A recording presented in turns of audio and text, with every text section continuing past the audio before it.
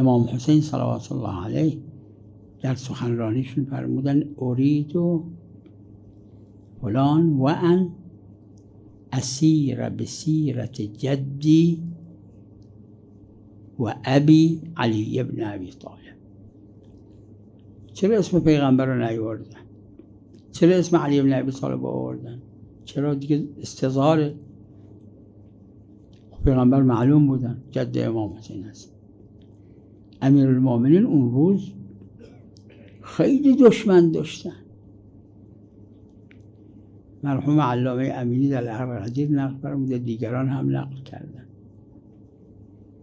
سالها و سالها، هر سالی هر نماز جمعه که 52 جمعه هست در هر سال، 70,000 منبر و 10، 70,000 منبر و 10 منبر روزهای جمعه یسب علیها حیدره صلوات الله علی امیرالمومنین.